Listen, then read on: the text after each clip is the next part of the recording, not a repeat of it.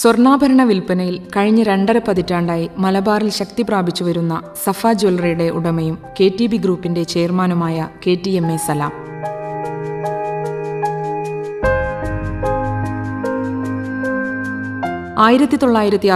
KT Muhammad എന്ന മാനുഹാജിയുടെയും പാറക്കൽ ആമിനയുടെയും 8 മക്കളിൽ മൂത്ത മകനായി ജനിച്ച KTMA സലാമിന്റെ ജൈത്രയാത്രയ്ക്ക് പത്തരമാറ്റിന്റെ തിളക്കമുണ്ട്. 1960കളിലാണ് എൻ്റെ ജനനം. കൃത്യമായിട്ട് പറഞ്ഞാൽ 1960 ഏപ്രിൽ 10 മലപ്പുറം ജില്ലയിലെ മേലാറ്റൂർ എന്ന് പറയുന്ന ഗ്രാമം, വെള്ളുവനാട് താലൂക്കിലെ മേലാറ്റൂർ.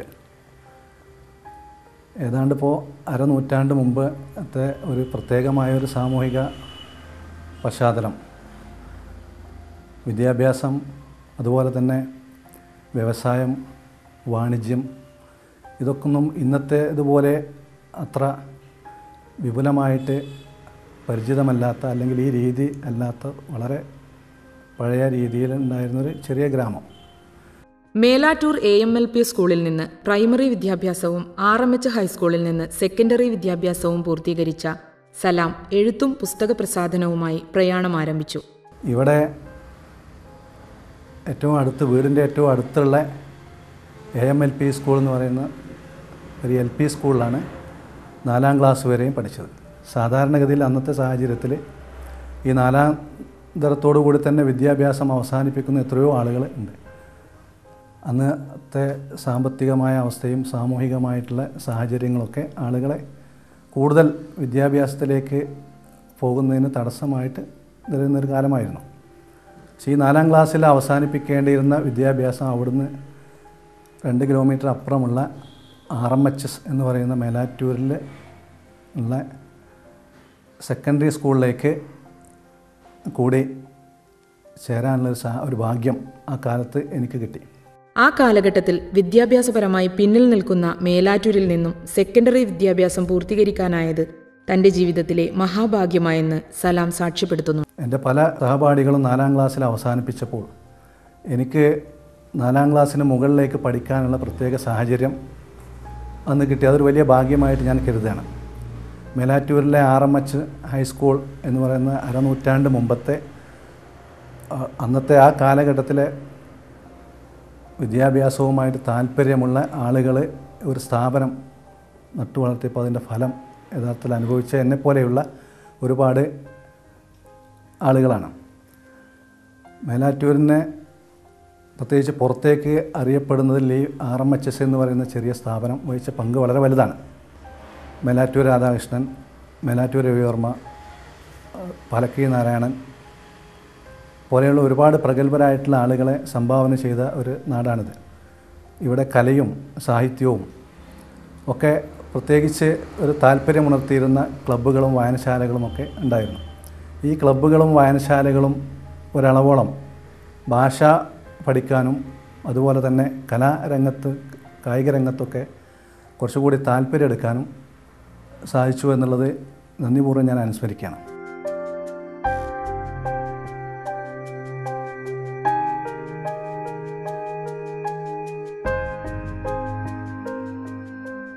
എന്ന് പറഞ്ഞാൽ സാധാരണ 10ാം തരത്തിന് ശേഷം പിന്നീട് ഇവിടെ വിദ്യാഭ്യാസത്തിന് പോവുക എന്ന് പറഞ്ഞാൽ ആ കാലത്ത് അചിന്ത്യമായിരുന്നു. പ്രത്യേകിച്ചും എന്നെപ്പോലെയുള്ള സാമ്പത്തികമായിട്ട് പിന്നിൽ നിൽക്കുന്ന ഒരു കുടുംബ പശ്ചാത്തലത്തിൽ നിന്ന് വരുന്ന ഒരാളെ സംബന്ധിച്ചിടത്തോളം ഒരിക്കലും കൂടുതൽ 10ാം തരത്തിന് മുകളിൽ പഠിക്കുക എന്നുള്ളത് അചിന്ത്യമായൊരു കാലഘട്ടമായിരുന്നു അത്. പക്ഷേ ഭാഗ്യത്തിന് എനിക്ക് അവിടുന്നും കുറച്ചുകൂടി പഠിക്കാൻ, പ്രത്യേകിച്ച് എൻ്റെ ഗ്രാമത്തിൻ്റെ തൊട്ടടുത്തുള്ള പട്ടിക്കാട് ഉള്ള ശാന്തപുരം അൽജാമിയ ഇന്ന് ഒരു യൂണിവേഴ്സിറ്റിയാണ്, അതൊരു ഇസ്ലാമിക് യൂണിവേഴ്സിറ്റി ആയിട്ട് ഡെവലപ്പ് ചെയ്തിട്ടുണ്ട്. അതിൻ്റെ ശാന്തപുരം കോളേജ് എന്ന് പറയുന്ന അതിൽ എനിക്ക് ഒരു അഡ്മിഷൻ കിട്ടുകയും അവിടെ ഡിഗ്രി പഠനത്തിന് പ്രത്യേകമായിട്ട് സംവിധാനമുള്ളത് കൊണ്ട് അത് എന്നിൽ താല്പര്യമുണർത്തുകയും അങ്ങനെ അവിടെ ചേർന്ന് പഠിക്കുകയും ചെയ്തു. പക്ഷേ ആ പഠനം പോലും പ്രത്യേകമായ സാഹചര്യത്തിൽ എനിക്ക് പൂർത്തിയാക്കാൻ കഴിഞ്ഞില്ല. പൂർണ്ണമായിട്ട് അവിടെ പഠിക്കാൻ എനിക്ക് കഴിഞ്ഞില്ല. പുസ്തക പ്രസാധനത്തിനിടയിൽ യാദൃച്ഛികമായാണ് കോഴിക്കോട് മുക്കം NITയിൽ post graduate diploma in management കോഴ്സിന് ചേരുന്നത്.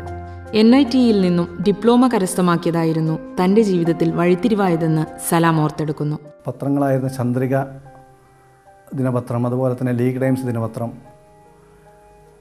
ഇങ്ങനെ ഉത്തരദേശം എന്നൊക്കെ പറയുന്ന വാരിക, ഇതിലൊക്കെ തന്നെ എഴുതാനുള്ള ഒരവസരം എനിക്ക് ആ കാലത്ത് തന്നെ, പഠിക്കുന്ന കാലത്ത് തന്നെ കിട്ടിയിരുന്നു. പ്രത്യേകിച്ചും അന്താരാഷ്ട്ര വിഷയങ്ങളൊക്കെ എഴുതാൻ ആ കാലഘട്ടത്തിൽ എനിക്ക് നിരന്തരമായിട്ട് അന്ന് എനിക്ക് എഴുതാൻ, പിന്നെ അതുപോലെ തന്നെ പ്രബോധനം വാരികയിലൊക്കെ ചെറിയ ചെറിയ കോളങ്ങൾ എഴുതുന്ന ഒരു ശീലമുണ്ടായിരുന്നു. ഇത് മനസ്സിലാക്കിയിട്ട് കാലിക്കറ്റിലുള്ള ഇസ്ലാമിക് പബ്ലിഷിംഗ് ഹൗസ് എന്നെ അവിടത്തേക്ക് ക്ഷണിക്കുകയും ഞാനവിടെ അതിൻ്റെ പബ്ലിക്കേഷൻ വിങ്ങിൽ 12 വർഷം പ്രവർത്തിക്കുകയും ചെയ്തു. പ്രത്യേകിച്ചും എഡിറ്റിംഗ് ആയിരുന്നു ഞാൻ അവിടെ ചെയ്തിരുന്നത്, പുസ്തകങ്ങളുടെ എഡിറ്റിംഗ്. ഈ കാലഘട്ടത്തിൽ എനിക്ക് പ്രഗത്ഭരായിട്ടുള്ള മലയാളത്തിലെ പ്രസാധകരുമായിട്ട് വളരെ അടുത്ത് ആത്മബന്ധം പുലർത്താൻ കഴിഞ്ഞു. ഇതിൻ്റെ ഇടയിലാണ് വളരെ യാദൃശ്ചികമായിട്ട് കോഴിക്കോട് REC, ഇന്നത്തെ NIT, അന്നത്തെ RECയിൽ ഒരു മാനേജ്മെൻറ്റ് കോഴ്സിന് ചേരാനുള്ള അവസരം കിട്ടിയത്. ഈ management course PGDIM, post graduate diploma in management. ഈ ടൈറ്റിലുള്ള ഈ കോഴ്സിന് ചേർന്നതോടുകൂടി എനിക്ക് മൊത്തത്തിൽ തന്നെ എൻ്റെ ഒരു കൺസെപ്റ്റ് തന്നെ മാറിപ്പോയി. എന്ന് പറഞ്ഞാൽ കൂടുതൽ വ്യവസായവുമായി ബന്ധപ്പെട്ടുകൊണ്ട് കൂടുതൽ പഠിക്കാനും കൂടുതൽ മനസ്സിലാക്കാനും ഒക്കെ എനിക്ക് പ്രത്യേക താല്പര്യം വളർന്നു. ഈ കോഴ്സാണ് യഥാർത്ഥത്തിൽ അതിന് അടിത്തറ പാകിയത് എന്നുള്ള കാര്യത്തിൽ ഞാൻ മറച്ചു വെക്കുന്നില്ല. പ്രത്യേകിച്ച് അവിടുത്തെ ഒരു സാറിന് എനിക്ക് ഓർക്കാതിരിക്കാൻ വയ്യ. ഫ്രാൻസിസ് എന്ന് പറയുന്ന അവിടുത്തെ ട്രെയിനിങ് ആൻഡ് പ്ലേസ്മെൻറ്റിൻ്റെ ചാർജിലുണ്ടായിരുന്ന ഫ്രാൻസിസ് സാർ, അതുപോലെ തന്നെ ഒരു മത്തായി സാർ, ഇവർ രണ്ടുപേരെയും അനുസ്മരിക്കാതിരിക്കാൻ വയ്യ. ഇവർ രണ്ടുപേരുടെയും പ്രോത്സാഹനം, പ്രത്യേകിച്ച് ഫ്രാൻസിസ് സാറിൻ്റെ പ്രോത്സാഹനം, അത് ഇന്നും എനിക്ക് കിട്ടിക്കൊണ്ടിരിക്കുന്നുണ്ട്.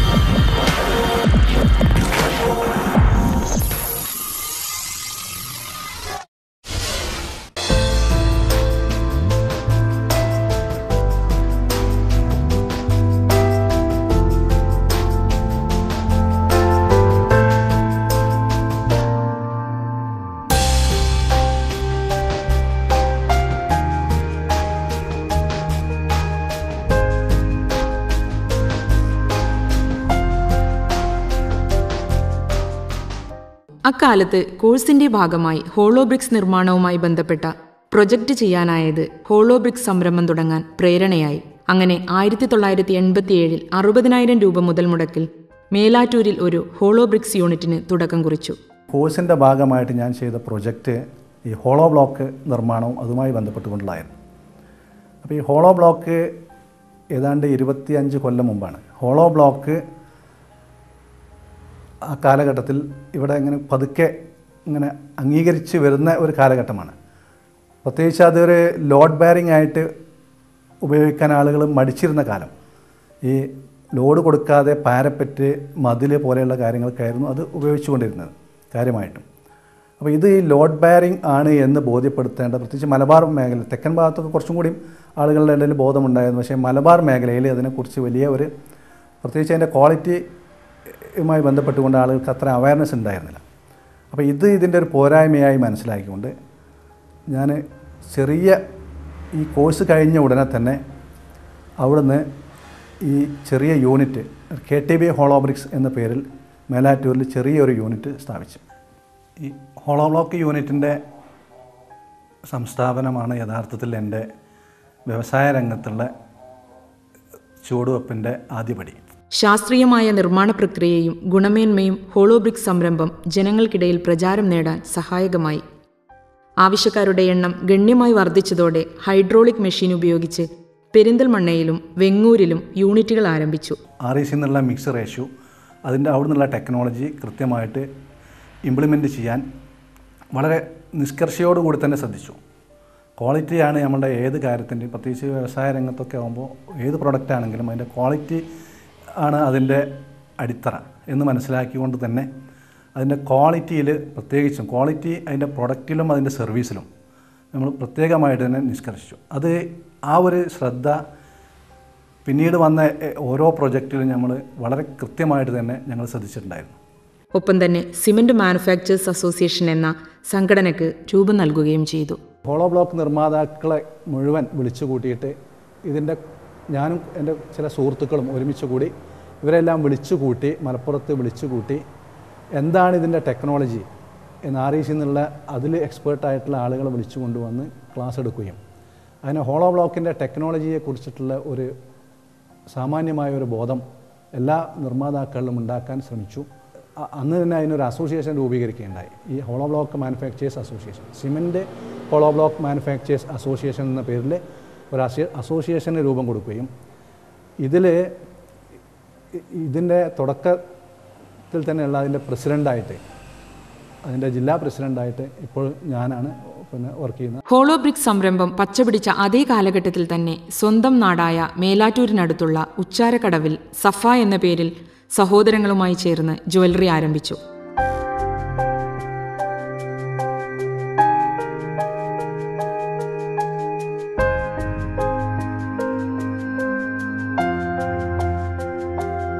വ്യക്തി ജീവിതത്തിലും എൻ്റെ ഈ വ്യാവസായിക ജീവിതത്തിലും എനിക്ക് ഏറ്റവും കൂടുതൽ സഹകരണം കിട്ടിയിട്ടുള്ളത് എൻ്റെ സഹോദരന്മാരിൽ നിന്നാണ്.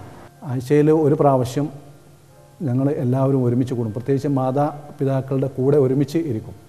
ഈ ഒരുമിച്ച് കൂടലിലാണ് ബിസിനസ്സും അതുപോലെ തന്നെ കുടുംബത്തിലെ മറ്റ് കാര്യങ്ങളൊക്കെ തന്നെ ചർച്ചയ്ക്ക് വരുന്നത്. ഇങ്ങനെ കൂട്ടായിട്ട് ആലോചിച്ച് എടുത്ത തീരുമാനങ്ങളുടെ അടിസ്ഥാനത്തിലാണ് ഞങ്ങളുടെ കുടുംബജീവിതവും മുന്നോട്ട് പോകുന്നത്. അതുപോലെ തന്നെ വ്യാവസായിക വാണിജ്യ രംഗത്തുള്ള ഞങ്ങളുടെ പ്രവർത്തനങ്ങളും മുന്നോട്ട് പോയിക്കൊണ്ടിരിക്കുന്നത്.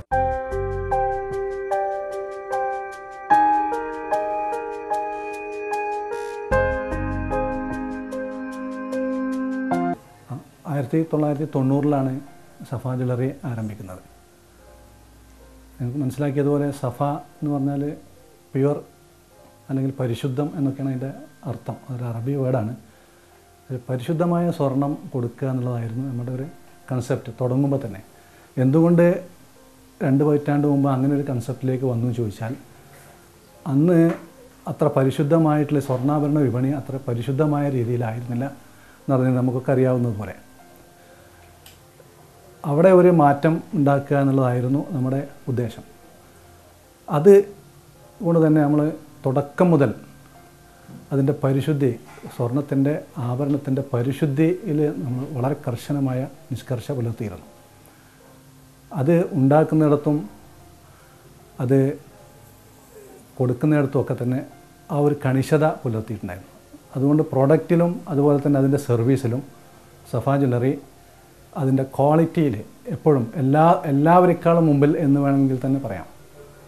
അതുകൊണ്ടാണ് ഈ സാധാരണക്കാരിടയിൽ വിശ്വസിക്കാവുന്ന ഒരു ജ്വല്ലറി എന്നുള്ളൊരു പേര് സഫ ജ്വല്ലറിക്ക് കിട്ടി.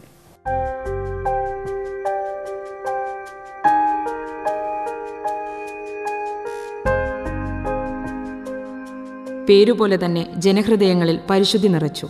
അതോടെ സ്വർണ്ണ വ്യാപാര സംരംഭം 5 ഷോറൂമുകളിലായി വൻ വിജയമാവുകയായിരുന്നു. മേലാറ്റൂർ പഞ്ചായത്തിലെ ഉച്ചാരക്കടവിലെ വളരെ ചെറിയ ഒരു സംരംഭമായി തുടങ്ങിയ ഈ സഫ ജ്വല്ലറി പിന്നീട് ജനങ്ങളുടെ അംഗീകാരത്തോടു കൂടി തന്നെ അത് എക്സ്പാൻഡ് ചെയ്യേണ്ട ഒരു സാഹചര്യം വന്നു. അങ്ങനെയാണ് മേലാറ്റൂരിൽ 2006 മുതൽക്ക് ഒരു കോർപ്പറേറ്റ് കൺസെപ്റ്റിൽ പുതിയ ഒരു സംവിധാനത്തോടു കൂടി ഈ ജ്വല്ലറി വികസിപ്പിക്കാൻ തീരുമാനിച്ചത്. അങ്ങനെയാണ് മേലാറ്റൂരിൽ 2006 ജ്വല്ലറി കുറച്ച് വിശാലമായ സൗകര്യത്തോടു കൂടി ആരംഭിക്കുന്നത്. ഇത് ആളുകളുടെ ഈ അംഗീകാരം അത് കൂടുതൽ ആളുകളെ ഇതിലേക്ക് ആകർഷിക്കാൻ ആളുകൾ ഇങ്ങോട്ട് വരാൻ തുടങ്ങിയപ്പോൾ വീണ്ടും ഇത് എക്സ്പാൻഡ് ചെയ്യേണ്ടുന്ന അല്ലെങ്കിൽ വികസിപ്പിക്കേണ്ടുന്ന ഒരു സാഹചര്യം വന്നു. പ്രത്യേകിച്ചും അത് കസ്റ്റമർക്ക് അല്ലെങ്കിൽ ഉപഭോക്താക്കളെ സംബന്ധിച്ചിടത്തോളം അവരുടെ ഭാഗത്ത് നിന്നുകൊണ്ട് ചിന്തിക്കുന്ന ഒരു സ്ഥാപനം എന്നുള്ള നിലക്ക് അത് അവർ മനസ്സിലാക്കി എന്നുള്ളതാണ്.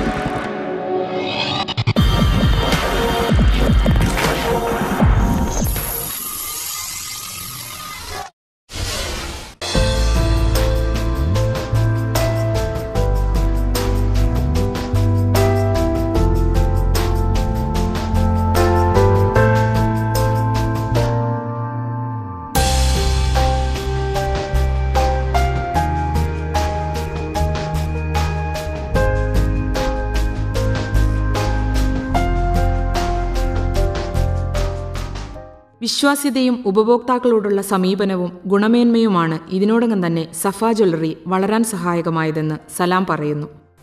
സഫ ജ്വല്ലറി അതിൻ്റെ ഒരു നയമായിട്ട്, അതിൻ്റെ ഒരു കൺസെപ്റ്റായിട്ട് എടുത്തിട്ടുള്ളത് സാറ്റിസ്ഫൈഡ് കസ്റ്റമർ എന്നുള്ളതല്ല, ഡിലൈറ്റഡ് കസ്റ്റമർ എന്നുള്ളതാണ്. അതായത് ഒരു കസ്റ്റമർ അവർ ഉദ്ദേശിച്ച കാര്യം ലഭ്യമായാൽ അവർ സംതൃപ്തരാകും, അവർ സാറ്റിസ്ഫൈ ആകും. പക്ഷേ അതിൻ്റെ അപ്പുറത്തുള്ള സർവീസ് കൊടുക്കുമ്പോൾ, അവർ ഉദ്ദേശിച്ചതിനേക്കാൾ കൂടുതൽ സർവീസ് കൊടുക്കുമ്പോൾ അവർ ഡിലൈറ്റഡ് ആയിപ്പോകും.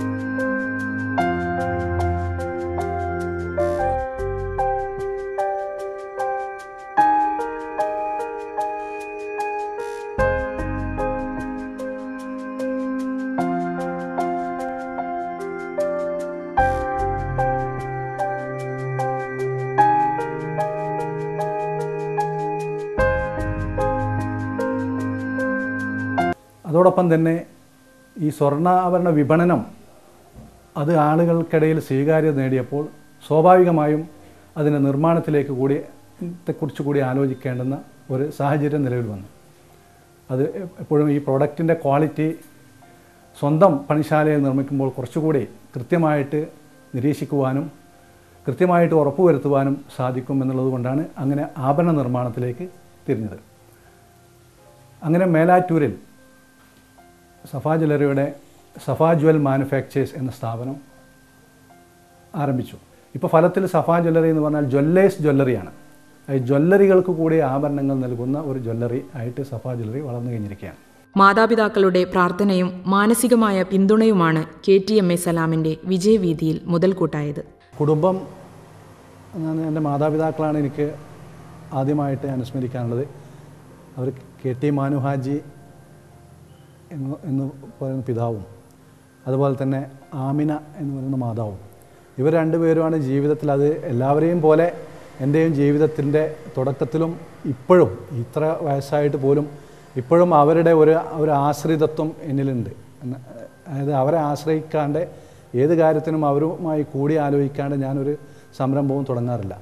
അവരുടെ കൂടെയുള്ള അവരുടെ പ്രാർത്ഥനയും അവരുടെ സഹകരണവും എനിക്ക് ഒരിക്കലും തന്നെ മറക്കാൻ കഴിയാത്തതാണ്. അതില്ലാതെ ഞാനില്ല എന്ന് വേണമെങ്കിൽ പറയാം. വ്യാപാര സമുച്ചയങ്ങൾ ഉയർന്നതോടൊപ്പം തന്നെ സാമൂഹിക ഇടപെടലുകളിൽ അതീവ ശ്രദ്ധ ചെലുത്താനും സലാം മറന്നില്ല. വിദ്യാഭ്യാസപരമായി പിന്നോക്കം നിലനിന്നിരുന്ന മേലാറ്റൂരിൽ ഇർഷാദ് എന്ന പേരിൽ ഇംഗ്ലീഷ് സ്കൂൾ തുടങ്ങാനായത് ആത്മനിർവൃതിയോടെ സലാം ഓർക്കുന്നു.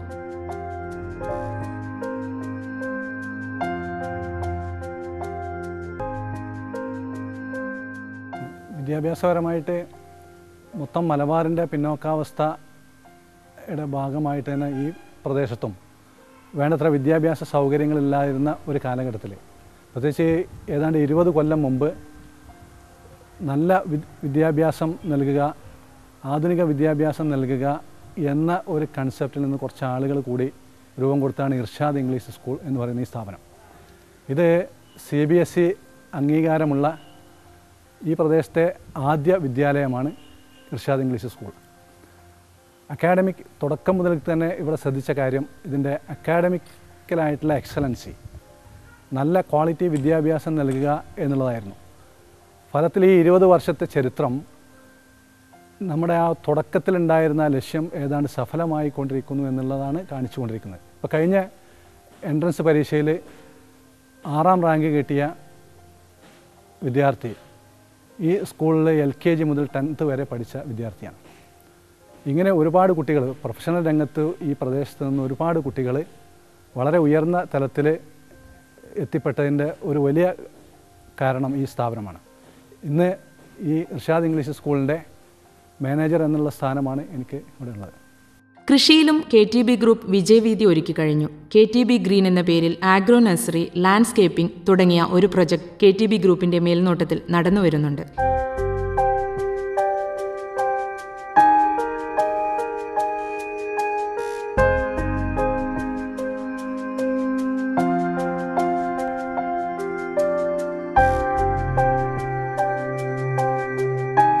സമൂഹത്തിന് ഗുണകരമാകുന്ന രൂപത്തിൽ എന്തെങ്കിലും ചെയ്യാൻ പറ്റുമോ എന്നുള്ള ആലോചനയിൽ നിന്നാണ് ഈ ഗ്രീനറി സങ്കല്പം വന്നത്. അങ്ങനെയാണ് KTB ഗ്രീൻ എന്ന ഒരു സ്ഥാപനം നിലവിൽ വരുന്നത്.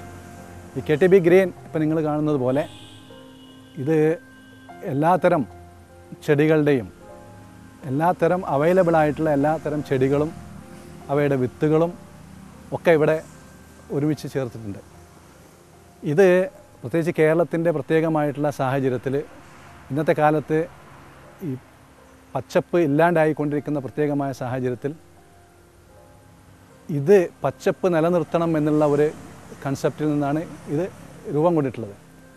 അങ്ങനെ ഈ പരിസരത്ത് ഉള്ള ആളുകൾക്ക് പ്രത്യേകിച്ചും ഇങ്ങനെ വിത്തുണ്ടാക്കുകയും തൈ ഉണ്ടാക്കുകയും ഓരോരുത്തർക്കും വ്യക്തിപരമായി സാധ്യമല്ലാത്ത ഒരു സാഹചര്യത്തിൽ അതിന് പ്രത്യേകമായിട്ട് ഇവിടെ സംവിധാനം ഒരുക്കി അതിന് ചേംബർ വെച്ച് അതിൻ്റെ പ്രൊഫഷണലായിട്ടുള്ള ആളുകളെ തന്നെ കൊണ്ടുവന്ന് അത് പഠിച്ച് അങ്ങനെയാണ് ഈ ഒരു സംരംഭം നടന്നുകൊണ്ടിരിക്കുന്നത്.